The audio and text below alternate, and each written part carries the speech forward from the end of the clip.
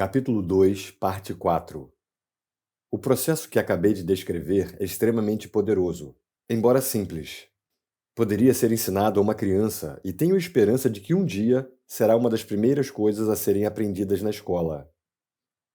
Uma vez entendido o princípio básico do que significa estar presente, observando o que acontece dentro de nós, e entendemos isso quando passamos pela experiência, teremos à nossa disposição a mais poderosa ferramenta de transformação.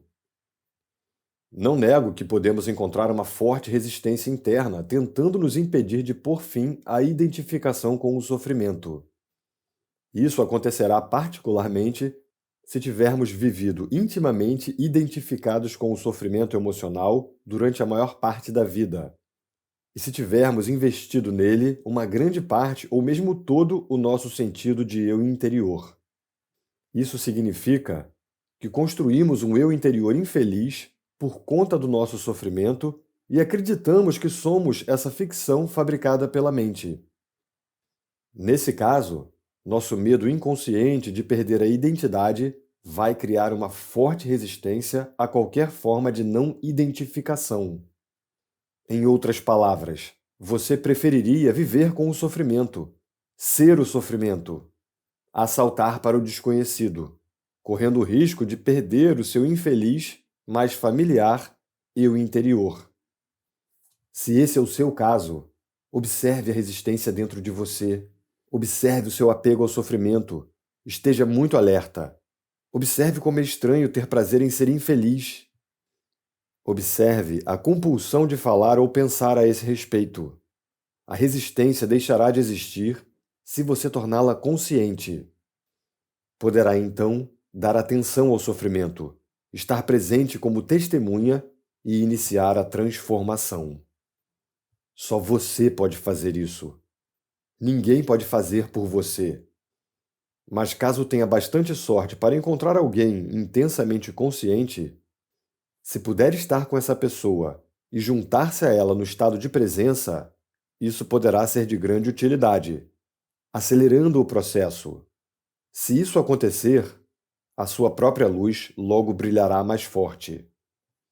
Quando colocamos um pedaço de lenha que tenha começado a queimar há pouco tempo, perto de outro que está queimando vigorosamente, e depois separamos os dois novamente, o primeiro tronco passará a queimar com uma intensidade muito maior. Afinal de contas, é o mesmo fogo. Ser um fogo dessa natureza é uma das funções de um mestre espiritual.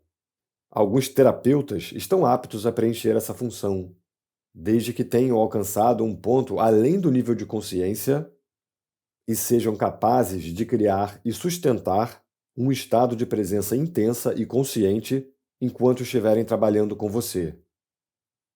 A origem do medo. Você mencionou o medo como uma parte do nosso sofrimento emocional latente. Por que há tanto medo na vida das pessoas? Uma certa dose de medo não é saudável? Se eu não tivesse medo do fogo, poderia colocar minha mão dentro dele e me queimar.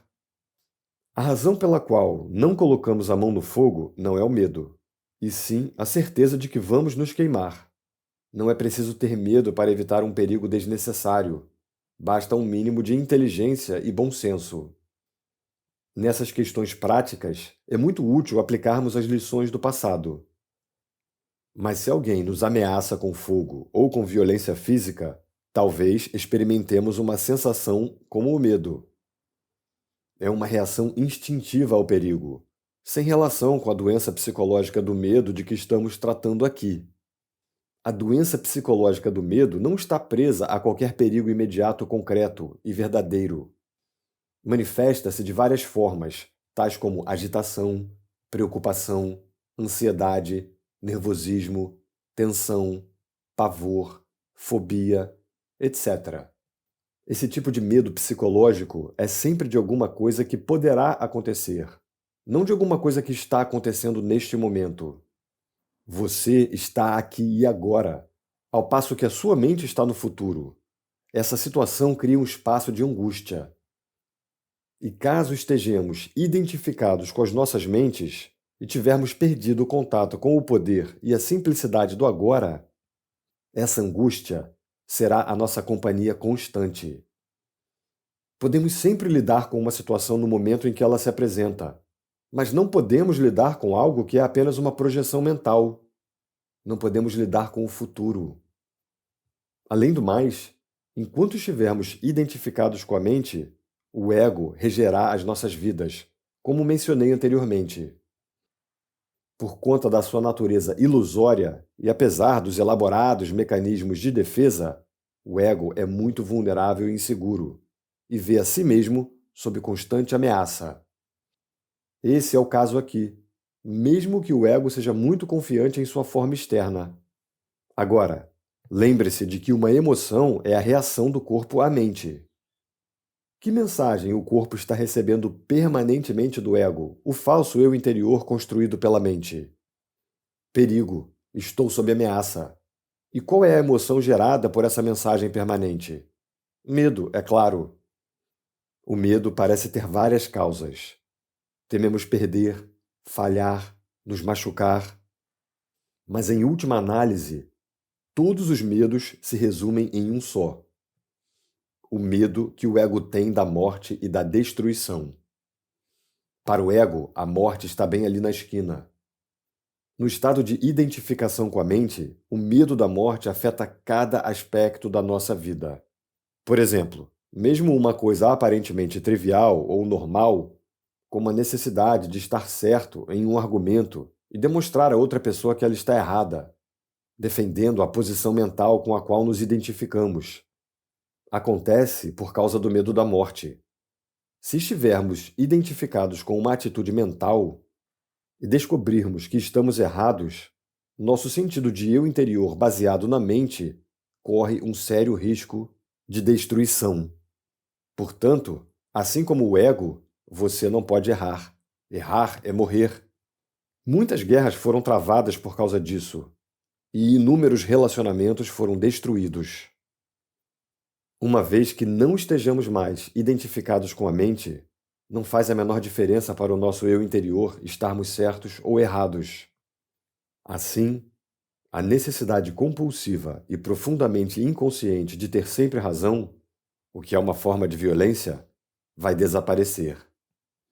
Você pode declarar de modo calmo e firme como se sente ou o que pensa a respeito de algum assunto, mas sem agressividade ou qualquer sentido de defesa. O sentido do eu interior passa a se originar de um lugar profundo e verdadeiro dentro de você, não mais de sua mente. Tenha cuidado com qualquer tipo de defesa dentro de você. Está se defendendo de quê? De uma identidade ilusória? De uma imagem em sua mente? De uma entidade fictícia? Ao trazer esse padrão à consciência, ao testemunhá-lo, você deixa de se identificar com ele. Sob a luz da sua consciência, o padrão de inconsciência irá se dissolver rapidamente. Esse é o fim de todos os argumentos e jogos de poder, tão prejudiciais aos relacionamentos. O poder sobre os outros é a fraqueza disfarçada de força.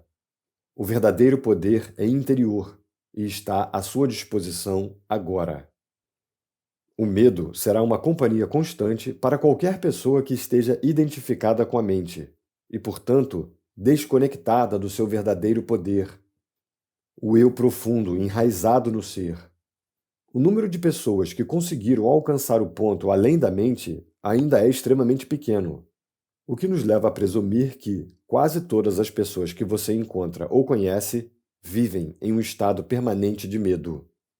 Só o que varia é a intensidade. Ele flutua entre a ansiedade e o pavor numa ponta da escala e um desconfortável, vago e distante sentido de ameaça na outra. Muitas pessoas só tomam consciência disso quando o medo assume uma de suas formas mais agudas. Se você gostaria de fazer uma doação para colaborar com melhorias técnicas do canal, nossa chave Pix é prmatos, com um T só, @hotmail.com. Obrigado.